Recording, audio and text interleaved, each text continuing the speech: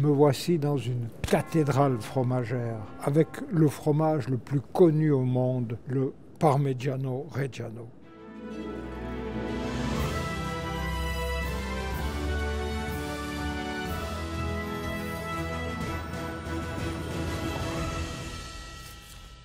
Et je suis accompagné du représentant de l'interprofession du Parmigiano Reggiano qui va déjà nous raconter un peu l'histoire de ce fromage emblématique.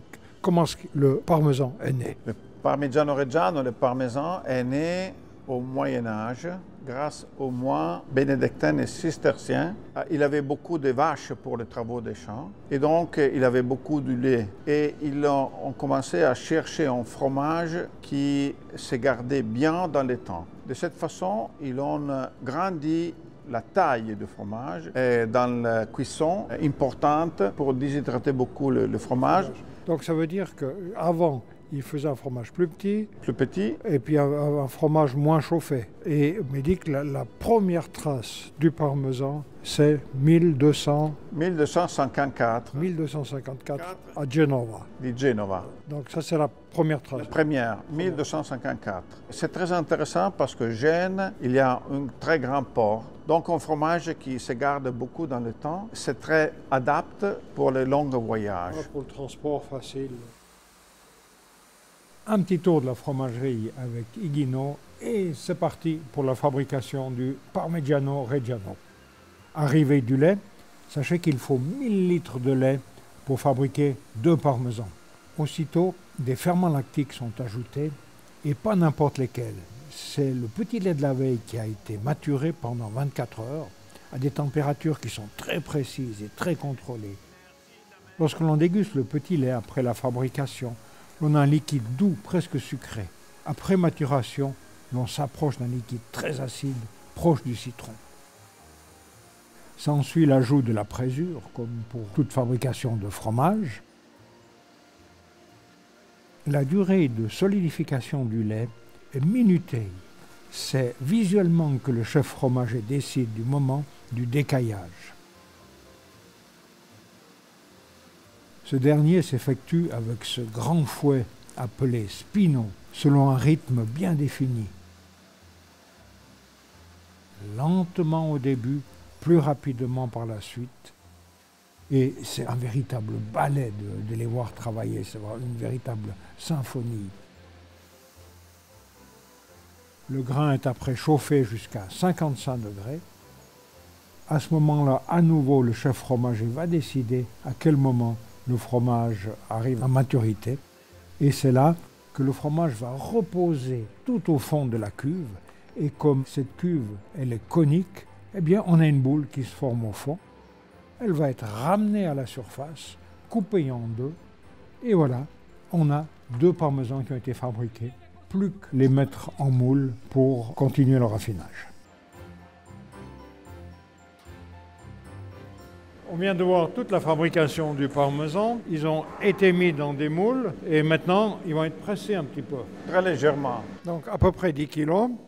Oui. Et là, ça va être retourné dans un moment ou bien? Alors attention, qu'est-ce qui arrive là? Arrive la chose très importante de faire sortir du petit lait, comme tu vois. Après 2 heures, on va ouvrir le meule, mettre en toile sèche et on va retourner pour faire sortir même de l'autre côté.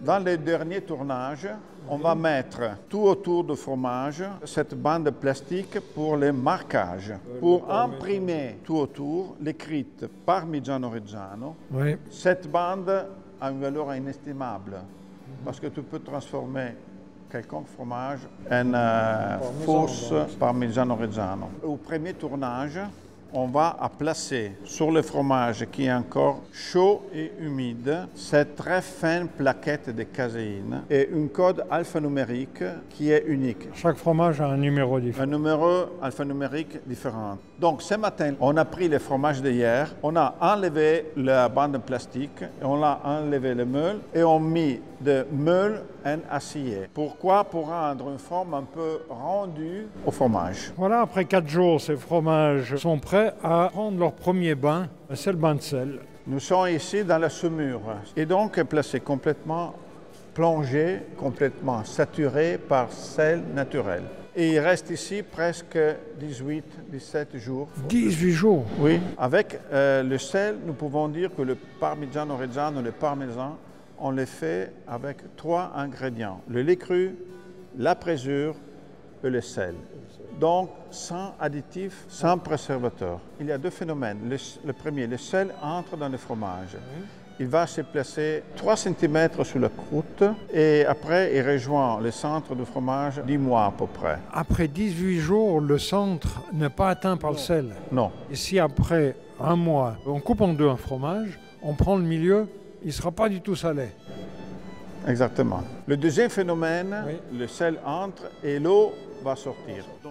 Le sel va assécher un petit peu le fromage. En 20 jours, en 18 jours, on va perdre presque 2 kg d'eau. Mais surtout, on va se déshydrater les 5 mm tout autour du fromage. Donc, il va se former la croûte de fromage qui est plus concentrée, plus déshydratée. Mais c'est un fromage, donc on peut la manger. Mais ça veut dire qu'à la sortie du bain de sel, la croûte est déjà formée. Oui, quand il va sortir, la croûte est déjà formée.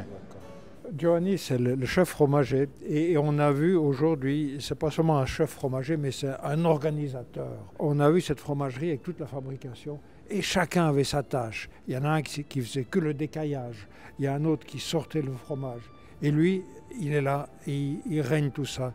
Il vient, il contrôle la température. C'est l'organisateur, le chef fromager. Donc là, c'est 20 000 pièces de 25 000 pièces. 25 000 pièces. Et ce fromage va rester 1 année dans cette cave. Oui. Et dans 1 année, qu'est-ce qui va se passer? Parce que là, on ne peut pas dire que c'est encore des parmesans. Non. Ils n'ont pas droit à l'appellation. Chaque meule doit être examiné par un de mes collègues qui s'appelle expert battitori. Ça signifie taper le fromage pour chercher les défauts à l'intérieur. Et quel est l'examen? Vous arrivez à nous montrer quelque chose? Nous allons le montrer. Alors, Ça signifie taper le fromage avec le marteau spécial. Avec les bruits, on va juger l'intérieur. Le bruit doit être continu, homogène, mais s'il y a des autres fermentations, peut-être qu'ils vont procurer des gaz, qui vont provoquer des trous, qui vont donner un bruit différent. Ça marche tout bien. Je vais provoquer un trou avec ma main. C'est un truc, hein? Un bruit très clair. Mes collègues experts sont très raffinés, ont une oreille qui est bien formée pour identifier les défauts plus petits. Et donc, en ce cas-là, a été jugé positive pour le marquage au feu. Ça signifie que c'est un meule qui est adapté à continuer l'affinage et il s'appelle Parmigiano Reggiano. Et c'est le premier niveau de qualité. S'il y a des petits défauts, le fromage devient un Parmigiano Reggiano Mezzano, que ça signifie de moyenne qualité, adapté pour la grande surface. Le troisième niveau, c'est un fromage qui a des défauts très graves. La machine va râper 2 mm de croûte et donc on ne lit pas plus l'écrit Parmigiano Reggiano. Il ne s'appelle plus Parmigiano Reggiano et il est destiné à l'industrie pour faire les fromages fondus, etc. Mais ça arrive souvent qu'il y a des défauts? Nous faisons le marquage de première qualité aux 90% de fromages produits. Les 8%, c'est de deuxième qualité et les 2%, c'est le fromage qui est refusé. on va passer à la dégustation où on a 3 âges différents de parmesan. On a 12, 24 et 36 mois. Bien, visuellement, on le voit très bien, hein.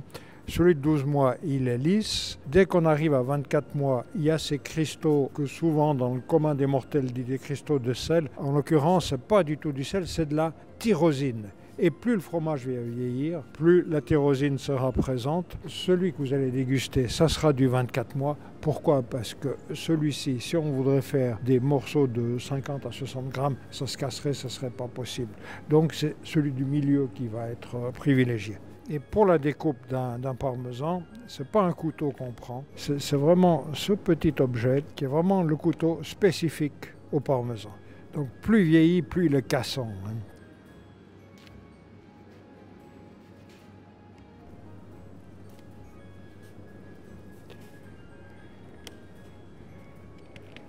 Là, il se casse tout seul, hein. On voit bien la différence de coupe, hein. Là, la coupe est très facile. Là, on a encore un fromage qui n'est pas ferme. À 12 mois, ça a déjà du caractère. Quand je l'ai avalé, il y a ce côté lactique qui reste. C'est déjà un fromage de caractère, c'est pas... Le deuxième fromage, à 24 mois, c'est un fromage qui est un peu plus déshydraté, un peu plus dur, un peu plus de granulosité sur la surface intérieure. Alors, on va déguster. Pour moi, ça, c'est la maturité. Ici, il y a du sucre et surtout, on commence à sentir des arômes des fruits sèches, fruits frais et même un peu de bouillon de viande, qui est typique de notre fromage. C'est possible, il y a des gens qui vont manger un parmesan de 40, 50, 60 mois. Cette fromagerie, ils vont garder des fromages de très loin, très long affinage, 80, 90, 100 mois d'affinage, etc. Ce sont presque des expériments un peu particuliers. Il y a des gens qui vont apprécier, mais naturellement, c'est des niches, des niches. Nous allons prendre un fromage de 36 mois. Ce côté caramel, les cristaux sous la dent. On déguste trois choses différentes quand on déguste. Exactement. On commence à sentir un peu de noix de muscade. Le Parmigiano Reggiano, ce n'est pas seulement le fromage le plus connu au monde, mais à la dégustation, c'est vraiment à nouveau une pépite. Avant notre départ, nous avons, il y a quelques semaines, découpé un parmesan dans notre cave. Maintenant, on va voir la vraie découpe par un professionnel du parmesan.